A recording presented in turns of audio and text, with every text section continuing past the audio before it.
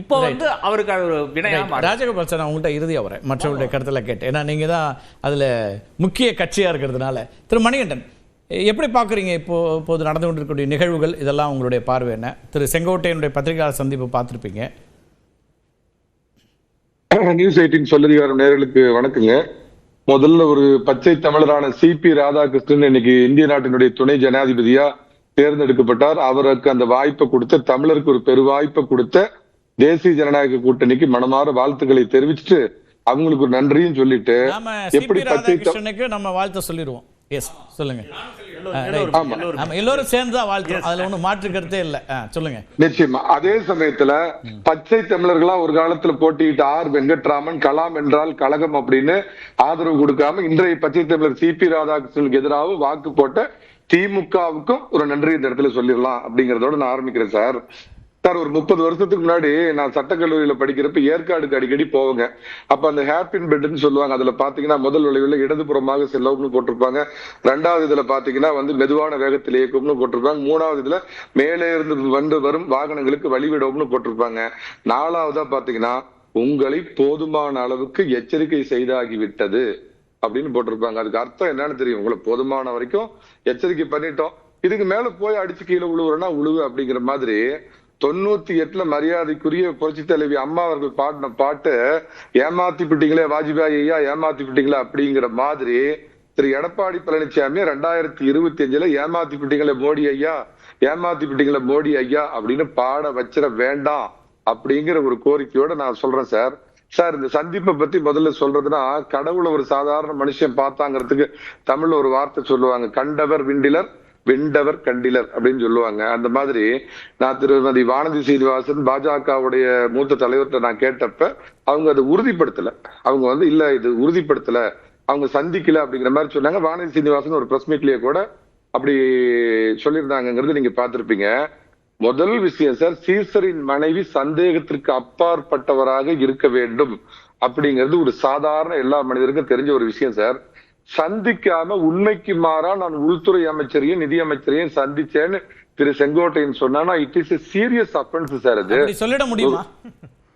அதத்தான் சொல்றேன். அப்ப நான் என்ன சொல்றேன்னா, அமித்ஷாவோட சுப்ரமசியை மிஸ்யூஸ் பண்ணிருக்காரு செங்கோட்டையன் அர்த்தம். இல்ல அதுல நீங்க திரு மணிகண்டன், நீங்க திரு அமித்ஷா அவர்களையும் திரும்ப நிர்மலா சீதாராமன் அவர்களையோ குறைச்சி மதிப்பிடுறீங்களா அப்படிங்கிற கேள்வி சேர்த்தே வரும். ஏன்னா அவர் பேசி இப்போ கிட்டத்தட்ட 5 மணி நேரம் ஆயிடுச்சு. திரு செங்கோட்டையன் அதிகாரப்பூர்வமாக நான் சந்தித்துட்டு வந்தேன் அப்படின்னு அவர் ஒன்றும் ஆஃப் த ரெக்கார்டாக நியூஸ் லீக் பண்ணல, அதிகாரப்பூர்வமாக சொல்லிட்டாரு.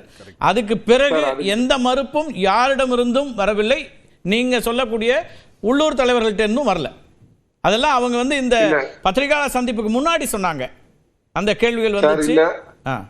வானதி சீனிவாசன் இன்ஸ்டாகிராம்ல ஒரு பதிவு போட்டிருந்தாங்க, அந்த மாதிரி ஒரு சந்திப்பு ஏற்படலன்னு. நான் அதை உறுதிப்படுத்துறதுக்கு அவங்ககிட்ட போன் பண்ணி கேட்டப்ப இல்லைன்னு சொன்னாங்க. ஆனால் நாங்க தான் விஷயத்துக்கு வரேன். பாஜக இதை தெளிவுபடுத்த வேண்டும். என்ன சார் நான் கேக்குறேன், அதிமுகவுடைய அகில இந்திய தலைவர் அமித்ஷா இல்ல அதிமுகவுடைய அகில இந்திய செயலாளரா மரியாதைக்குரிய நம்ம நிதியமைச்சர் நிர்மலா சீதாராமன், அதிமுகங்கிறது ஒரு இந்தியாவுக்கு எப்படி இறையாண்மைன்னு ஒண்ணு இருக்குதோ அந்த மாதிரி ஒவ்வொரு கட்சிக்கும் ஒரு இறையாண்மை இருக்குது. அதிமுகங்கிறது ஒரு மாநில கட்சி, தேசிய நலனை உள்ளடக்கிய மாநில கட்சி.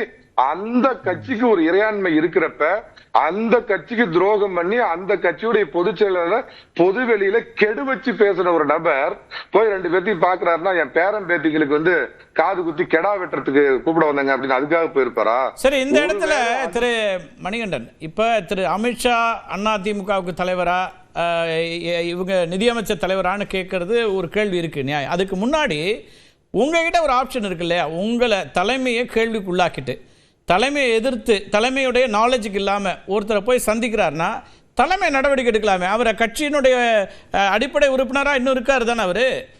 அப்போ நீங்கள் தானே முதல் நடவடிக்கை எடுக்கணும். நீங்கள் உங்கள் வீட்டு பிள்ளைய நீங்கள் கேள்வி கேட்கறத விட்டுட்டு நீங்கள் எப்படி எங்கள் வீட்டு பிள்ளைய பார்க்கலான்னு பக்கத்து வீட்டில் போய் கேட்குற மாதிரி ஆயிடுது. அது இந்த இன்ஸ்டன்ட் நூடுல்ஸ், இன்ஸ்டன்ட் காஃபி மாதிரி என்ன இன்னைக்கு இவரு பேட்டி கொடுத்த உடனே அடுத்த 10 நிமிஷத்துல எடப்பாடி பழனிசாமி நீக்கு அவரு ஏற்கனவே கட்சி பொறுப்புல இருந்து விலக்கி வைக்கப்பட்ட போது சர்வாதிகாரத்தோட எந்த கேள்வி இல்ல என்ன எந்த கேள்வியும் கேட்காம எனக்கு விளக்கம் கொடுக்கறதுக்கு வாய்ப்பு இல்லாம நீக்கினாரு சொன்னாரு திரு எடப்பாடி பழனிசாமி. இன்னைக்கு மதியம் 3:30 மணிக்கு தான் சேலத்துல இருந்து பாத்தீங்கன்னா சென்னை கிளம்பினாரு, கோயம்புத்தூர் வழியா கிளம்பினாரு. இன்னைக்கு இரவு நாளைக்கு காலையில மூத்த நிர்வாகிகளோட டிஸ்கஸ் பண்ணுவாரு. நிச்சயமா இதற்கு உரிய நடவடிக்கை எடுக்கும். ஒரு விதத்துல செந்தில் என்ன கேக்குறாரு, ஜெயலலிதா இப்படி எல்லாம் ஒரு உடனடியா குறிப்பிடுறாரு, அதை கேட்டே வந்துரும் உங்கள்ட்ட. என்னோட முடிச்சு செந்தில்வேல் கொஞ்சம் நீங்க உங்க மொத்தமா வச்சுக்கீங்க. நேற்று அவர் என்ன சொன்னார், மணிகண்டன் சார் என்ன சொன்னார், இன்று காலைக்குள்ள அவர் நீக்கப்படுவார்னு சொன்னார். அதுதான் கேள்வி, வேற ஒண்ணு. நேற்று இரவு அல்லது இன்று காலைக்குள்ள நீக்கப்படுவார்னு சொன்னார். அதுதான் கேக்குறேன், வேற ஒண்ணு இல்ல. மணிகண்டன் சொல்லுங்க. சரி, இதுல சார் நாளைக்கு உரிய முடிவு நிச்சயமா எடுப்பாரு. செந்தில்வேல் ஒரு விதத்துல என்ன சொல்றாரு, இவர் ஜெயலலிதா மாதிரி கிடையாதுங்க, எம்ஜிஆர் மாதிரி கிடையாதுங்கிறாரு. ஆனா இன்னொரு இடத்துல ஏன் இவர் ஜெயலலிதா மாதிரி நடவடிக்கை எடுக்கல, டிஜிபி நடராஜ் மேல் நடவடிக்கை எடுத்தாங்களா, அந்த மாதிரி ஏன் எடுக்கலன்னு கேக்குறாருங்க. ஒருவேளை சந்தித்து இருந்தால் இது பச்சை துரோகம், காவி துரோகம், அதுல மாற்று கருத்தே கிடையாது சார். இல்ல எனக்கு இன்னமும் புரியல, நான் புரிஞ்சுக்கதான் கேட்கிறேன். உங்களுடைய அதை சந்தேகிக்கக்கூடிய உரிமையை கூட நான் உங்கள்கிட்ட விடுறேன். வெளிப்படையா ஒரு அரசியல்ல 50 ஆண்டுகள் மேல பயணிக்கக்கூடிய ஒருத்தர், அதுலயும் அவர் யாரை சந்திச்சேன்னு சொல்றாருன்னா, நாட்டின் உள்துறை அமைச்சரை, நிதித்துறை அமைச்சரை சந்தித்துட்டு வந்தேன் அப்படின்னு ஆன் ரெக்கார்ட் சொல்றத நீங்க இல்லைன்னு மறுக்கணும்னா, இதுவரைக்கும் எந்த மறுப்புமே வராத போது மணிகண்டனுக்கு மட்டும் ஏன் அந்த சந்தேகம் வருது? சார் நான் மறுக்கல சார், நான் சந்தித்திருப்பாருன்னா சொல்றேன். திருமதி வானதி சீனிவாசன் என்கிட்ட அப்படி சொன்னப்ப நான் என்ன சொன்னேன்னா, தயவு செஞ்சு உங்க ஆல் இண்டியா ஸ்போக்ஸ் பர்சனோ இல்ல உங்க மாநில தலைவரோ அப்படி சந்திக்காம இருந்தா சந்திக்கவில்லைங்கிறத நீங்க தெளிவுபடுத்துங்க, இல்லைன்னா நாங்க சந்தித்ததாக தான் எடுத்துக்கொள்வோம் அப்படின்னு நான் சொன்னேன். நீங்க என்னோட கருத்தை முழுசா உள்வாங்கிக்கல. ரெண்டாவது சார், பிஜேபி கூட்டணி ராஜ தர்மத்தை மீறி விட்டது, லட்சுமண ரேகையை தாண்டி விட்டது. நான் எப்படி சொல்லணும், அந்த மாதிரி இந்தியாவுக்குன்னு இருக்கிற ஒரு இறையாண்மை எப்படி இருக்குதோ நம்ம நாட்டுக்கு, அந்த மாதிரி அதிமுகவுடைய இறையாண்மையை கேவலப்படுத்தி விட்டது. நான் ஒரே ஒரு ஒத்த வரி சொல்றேன், பழனிசாமியை சீண்டாதீர்கள், பரந்தூர் பக்கம் தள்ளாதீர்கள். பனையூர், நான் சொன்னது பனையூர். ஆர்கே உங்களுக்கு பரந்தூர் மேல வேற ஈடுபாடு இருந்துச்சு, அதனால நீங்க பரந்தூர் சொன்னீங்க. இப்ப இதுல மணிகண்டன், எனக்கு ஒரு கேள்வி மட்டும் இருக்கு, நான் அடுத்தவங்கள்ட்ட போறேன், மற்ற விருந்தினருடைய கேள்வியும் கேட்டுறேன். திரு எடப்பாடி பழனிசாமி அவர்களுக்கு இது பற்றின தகவலே தெரியாதுன்னு நினைக்கிறீங்களா? ஏதாவது கம்யூனிகேஷன் நடந்திருக்காதா, அல்லது அவருக்கு என்ன சொல்லணுமோ அதை சொல்லி அனுப்பியிருக்கிறாங்களா? இந்த கேள்விகள் இருக்குல்ல, திரு செங்கோட்டையன் சந்திச்சிருக்காரு, அவர் சொல்லியிருக்காரு, கோரிக்கை வச்சிருக்காரு அல்லது விருப்பத்தை தெரிவிச்சிருக்காரு.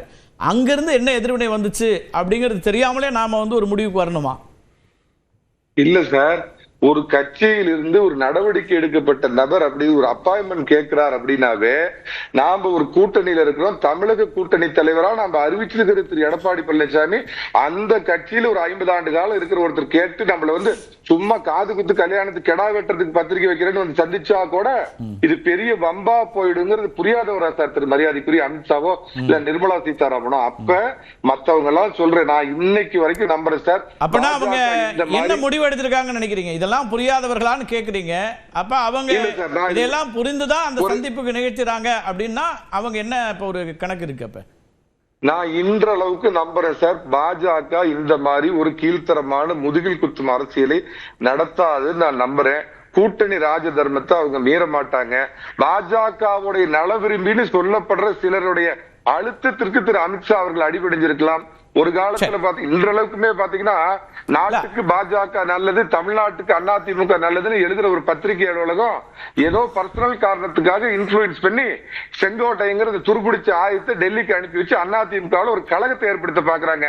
பழனிசாமி யார் என்று தெரிகிறதா, நான் தீ என்று புரிகிறதான்னு காட்டுவார். பொறுத்து பாருங்க. பேசலாம். ஆனா இப்ப ஆயுதம் ஆபத்து அப்படின்னா துருப்பிடித்த ஆயுதம் இன்னும் ஆபத்தானது. நீங்க அது தெரியாது. இல்ல நான் சொல்லல, நீங்க சொன்ன உதாரணத்துக்கு நான் சொன்னேன், அதை எப்படி பயன்படுத்துறாங்க, என்னவா பயன்படுத்துறாங்க பொறுத்து. Right right.